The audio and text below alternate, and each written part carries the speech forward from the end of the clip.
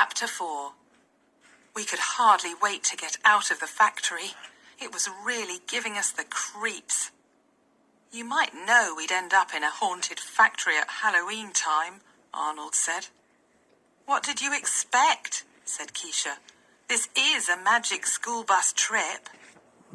Tim was walking up and down the aisle of the bus, stretching his legs and admiring his new tibia and fibula. These costume bones are made of vinyl, Tim said. But what about our real bones, Miss Frizzle? What are they made of? Our bones are made of hard calcium phosphate and tough, stringy collagen, Miss Frizzle answered. A bone seems solid, but let's see what it's really like inside. The Frizz pushed a button on the dashboard.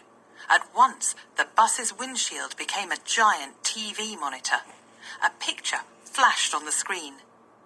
This drawing shows the parts of the thigh bone, Miss Frizzle said. The thigh bone is also called the femur. Wow! Ralphie exclaimed. There's a lot more to our bones than I thought. And remember that there are blood vessels inside the bones. There are nerves all around them too, the Frizz said. That's why we feel pain when a bone gets a hard blow. Just then, Miss Frizzle stopped the conveyor belt. We were inside Stockroom C. The bones in this building were marked long, longer, and longest. The Fabulous Femur by Keisha. The femur makes two big connections, at the knee and at the hip.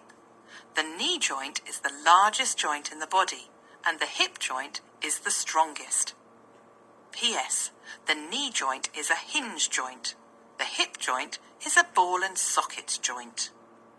The femur is the longest bone in the body, Miss Frizzle told us as we began searching through the boxes. In fact, it makes up 1/4 of a person's height. I did the math. Keisha is about 4 feet tall, so we needed to find thigh bones about 1 foot long. These two look about right, said Arnold. Let's see if they fit Keisha. The knob at the top of each of the femurs fit perfectly into the hip joints of Keisha's costume, and the large knee joints stuck right into place. Question. Which joints wear caps? Answer. Your knees, by Arnold. The kneecap is a small, flat bone that protects the sensitive knee joint. It is a separate bone, connected by tendons to the front of the joint. Hip hip hooray, by Keisha. The curved hip bones make a cradle called the pelvis that protects the stomach, intestines, and other soft insides.